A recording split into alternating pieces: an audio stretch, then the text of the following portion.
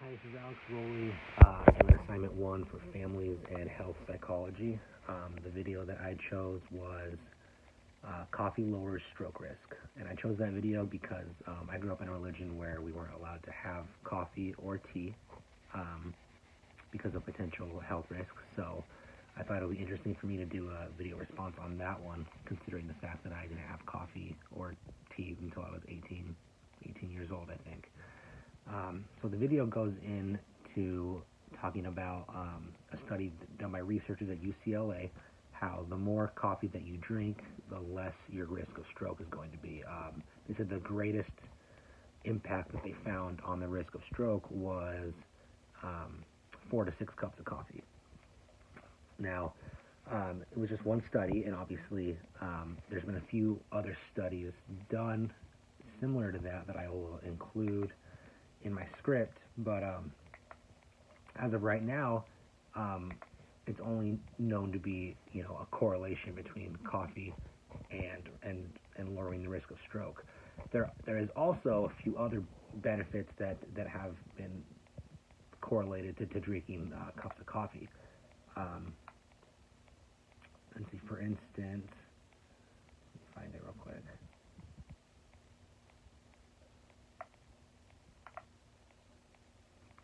So, lowering the risk of Parkinson's.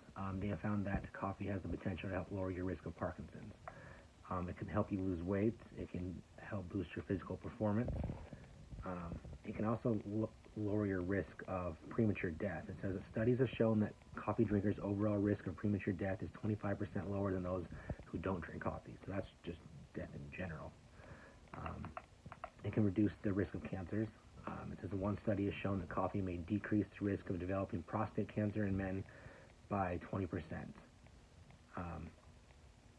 It also may prevent developing basal cell carcinoma, which is the most common type of skin cancer. Like we've been talking about, it can reduce the risk of stroke. Coffee contains a lot of antioxidants as well, so it can also protect your body in that way. It'll also lower your risk of type 2 diabetes. And high caffeine levels have also been shown to reduce your risk of Alzheimer's and dementia. And then another general benefit is that it brightens your mood.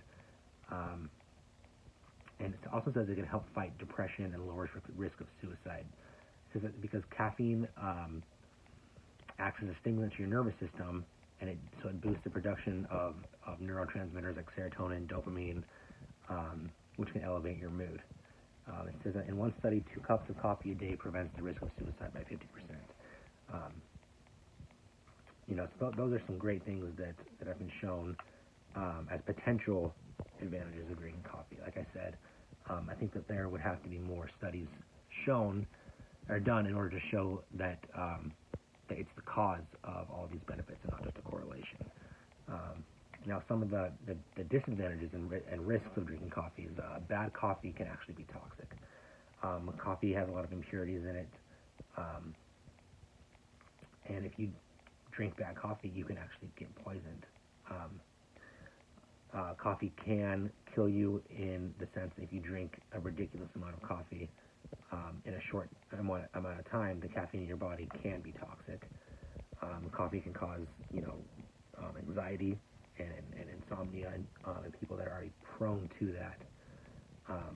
And also, it's not safe to drink more than 1 cup of coffee a day if you're pregnant. There's been studies that have shown that the baby can be highly sensitive to caffeine, and it can cause some birth defects. And then also, if you have high cholesterol, they want you to choose filtered coffee instead of unfiltered coffee, which I think most people choose filtered coffee. But it can raise your LDL cholesterol levels. So, there are some potential advantages and disadvantages of coffee. Now, for the most part, a lot of these haven't been shown just be correlations, like I said. So there have to be a lot more studies done in order to effectively prove that that coffee is either good for you or bad for you. Like everything, almost everything, there has to be a balance, right? Like food in general is good for you. You have to eat food to stay alive, right? But if you eat too much food, especially food that is unhealthy, you're going to gain weight, and that's going to be really hard on your heart, or it'll raise your cholesterol and your blood pressure. So I think everything in moderation is kind of the go-to rule.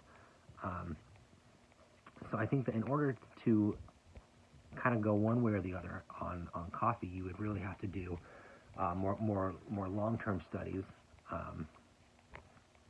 especially when it comes to decaffeinated coffee and caffeinated coffee, to kind of see where caffeine fits into the whole deal. So I think that you'd have to do more studies in order to effectively prove one way or the other if it's healthy or if it's unhealthy for you. I've had this conversation with my family because, like I said, they don't really drink coffee and I do, and I've brought up some of the benefits of it. And so it's kind of interesting for me to really see now that there are potential benefits to drinking coffee. So that's all I have. I will include the links to some of the research that I did in the script, so you can see where I got some of this. And thank you very much. Have a good rest of your day.